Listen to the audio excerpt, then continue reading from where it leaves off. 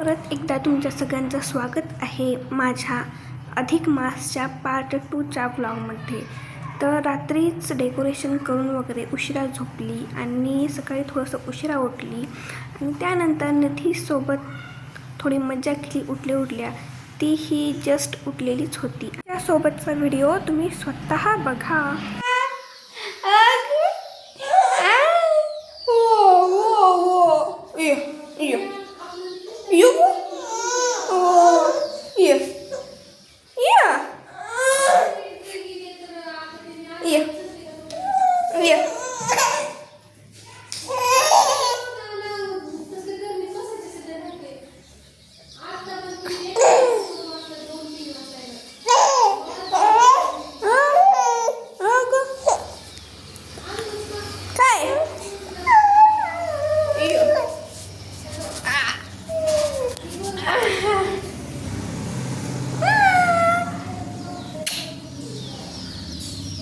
बाहेर जाऊ।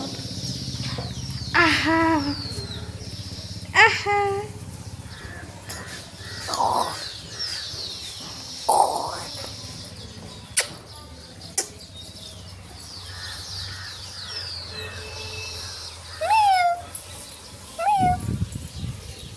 निधीला थोडं खेळवल्यानंतर माझं त्या दिवशीचं डेकोरेशन बाकीच होतं, तर मी सकाळी रांगोळी काढण्यासाठी घेतलं आणि दीदी माझा व्हिडिओ बनवत होती।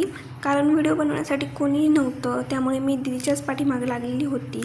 तर सुंदर अशी मोबाईलमधली बघून मी रांगोळी काढली आणि मस्तपैकी कलर वगैरे दिला। रांगोळी मस्त काढलेली होती। तुम्हालाही येते का रांगोळी ती कमेंट करून नक्की सांगा, आणि नाही येत असेल तर मी तुम्हाला नक्कीच शिकवेन। तर कशी तरी रांगोळी काढली। डेकोरेशन खूप डेकोरेशन बाकी होतं। रात्री फक्त थोडंसंच माझं जे काम होतं ते मी पूर्ण करून झोपलेली होती। आणि दीदीकडले जे पाहुणे आहेत ते गावातच असल्यामुळे लवकर येणार होते आणि ऊनही तसं वाढतच होतं आणि खूप मोठी रांगोळी काढलेली होती मी, आणि समजत नव्हतं रांगोळी कशी काढू वगैरे। मोबाईलमधलं बघून काढायला गेलं तर खूपच थोडंसं हार्ड जात होतं। तरीही मी मस्त खूप मोठी खूप छान माझ्या अंगणामध्ये घराच्या समोर रांगोळी काढली माझ्या जिजूंचं स्वागत करण्यासाठी। तुम्हीही बघा, तुम्हीही ट्राय करा, तुम्हाला रांगोळी येते का हे ते मला नक्की सांगा। मी रांगोळी काढेपर्यंत माझ्या पप्पांनी घरातील जे मोठे आसन वगैरे असतात, जे सतरंजी वगैरे असते ते ऑलरेडी टाकूनच घेतलेलं होतं। आणि नंतर मी चालू केली माझ्या डेकोरेशन काय करू समजत नव्हतं। दीदीला विचारू मी डेकोरेशन करत होती आणि माझी दीदी मला हेल्प करायचं सोडून ती फक्त मला ऑर्डर देत होती, असं कर तसं कर, हे छान वाटेल ते छान वाटेल, आणि एकासुद्धा कामाला ती हात लावलेली नव्हती। अशीच निधीला घेऊन बसलेली होती आणि आमची निधी छोटी असल्यामुळे तिला काही काम करू देत नव्हती आणि त्यामुळे सर्व काम मीच करत होती आणि घरात दुसरं कोणी नाही आहे, त्यामुळे सगळं काम मलाच करावं लागत होतं। माझ्या भावांनी थोडीशी मला मदत केली। नंतर दीदीने मला थोडंसं आयडिया दिली, जे न्यू ट्रेंड चाललेला आहे अधिक मासाचा तो आम्ही यामध्ये करून बघितला। तर आमचं डेकोरेशन खूप छान झालेलं होतं।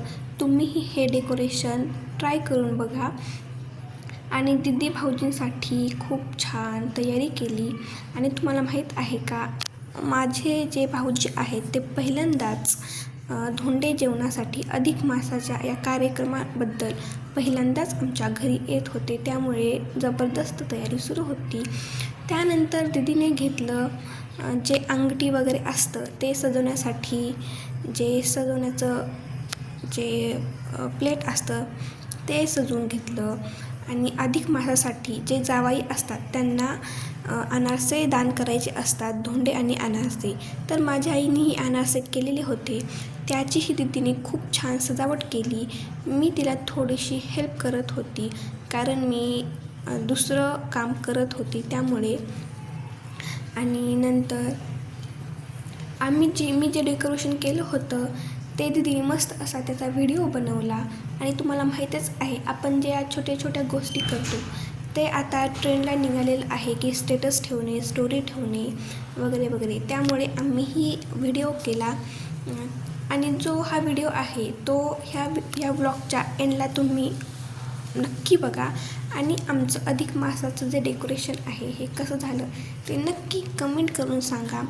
आणि कमी वेळेमध्ये मी खूप छान डेकोरेशन केली होतं आणि तयारीही खूप छान मस्त केलेली होती. त्यानंतर माझ्या मम्मीनी चुलतींनी मिळून पुरणपोळीचा स्वयंपाक खूप मस्त बनवला होता. तुमच्याही आईला येतो का कमेंट करून सांगा. आणि आमची अधिक मासाची तयारी कशी झाली हे नक्की कमेंट करून सांगा. Bye bye, thank you. भेटूया सेकंड व्लॉगमध्ये. असंच लाईक, शेअर आणि सबस्क्राईब करा. धन्यवाद.